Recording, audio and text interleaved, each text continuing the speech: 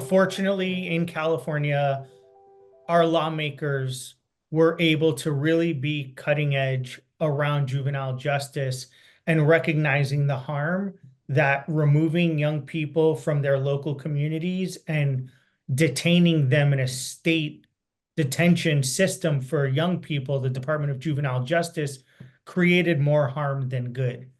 And so legislation was passed to shut down the Department of Juvenile Justice, the statewide detention system, and create the Office of Youth and Community Restoration to support the counties that now had to take and care for their young people for much longer term commitments than they previously had the responsibility to do.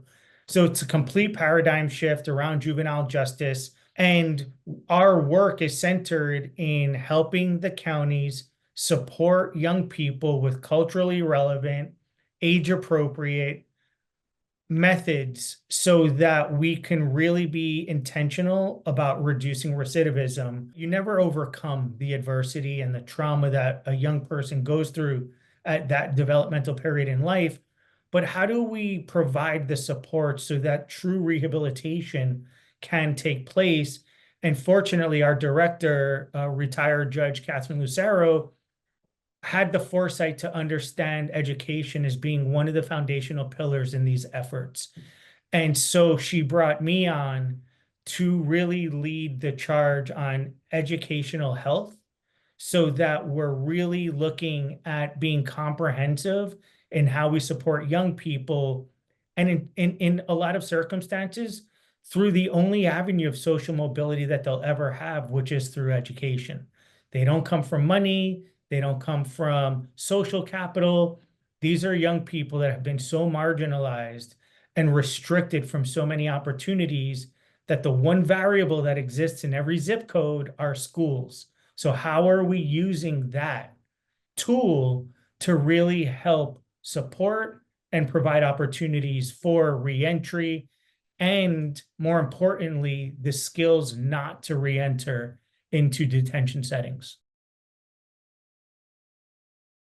We know that a lot of the juvenile justice involvement has to do with a lack of foundational academic skills.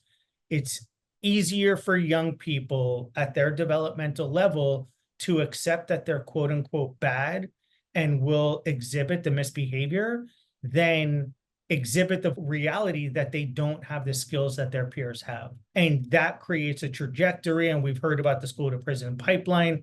And that's one of those avenues that accelerates young people fully immersed into this school to prison pipeline because of the lack of foundational skills that they have to be competitive with their peers. It's not that there aren't intervention programs. There are.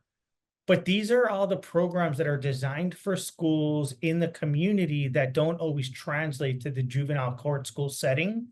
And so that's where partnerships like with Collaborative Classroom and looking at the SIPPS intervention and making the adjustments so that it fits the environment appropriately is so important, because there is nothing else that exists.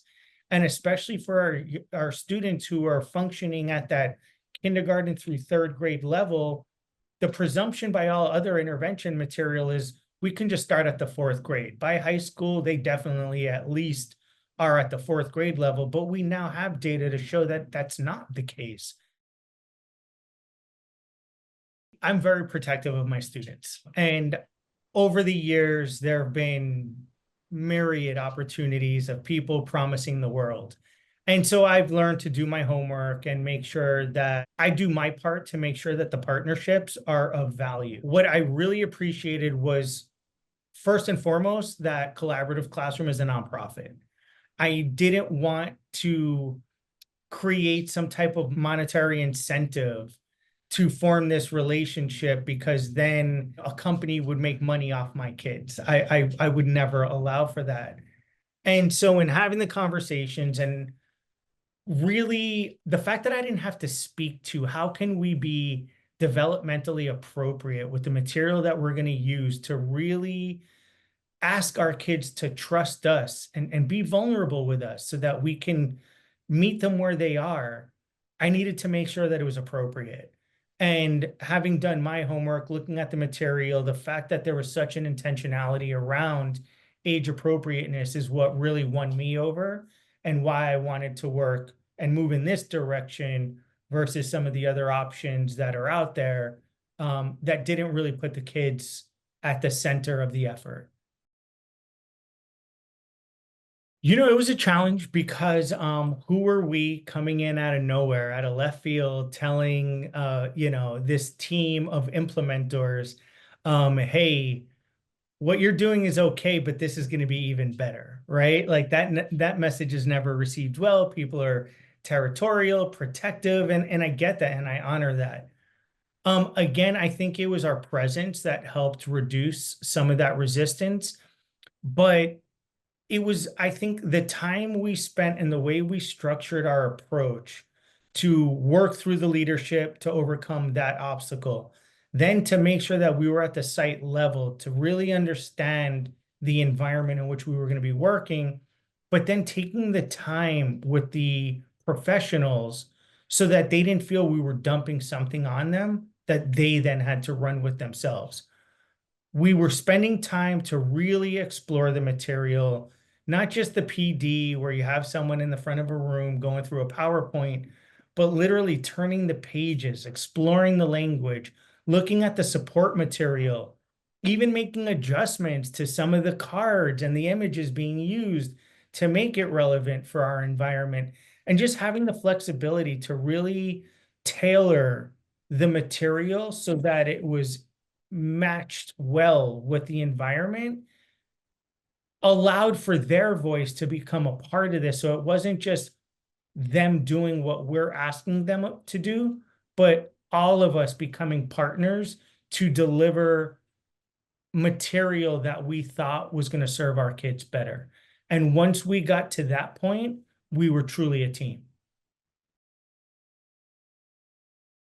The students in the juvenile justice system represent our collective failures. When we really look at the personal circumstances and the individual variables for what led our young people into these detention settings, you will see failure after failure. The preponderance of young people that transfer from the child welfare system into the juvenile justice system, from foster into juvenile justice, school to prison pipeline, these are systemic failures. And we can't blame the kids for the adults' failure to care for all of our students. So instead of seeing our young people as having done something wrong, we really need to accept the challenge. How do we correct the failure that led this young person into this circumstance? And I'll go back to the universal variable that exists for all of our kids, which is a school. They all have access to a school, and we need to get them connected back to that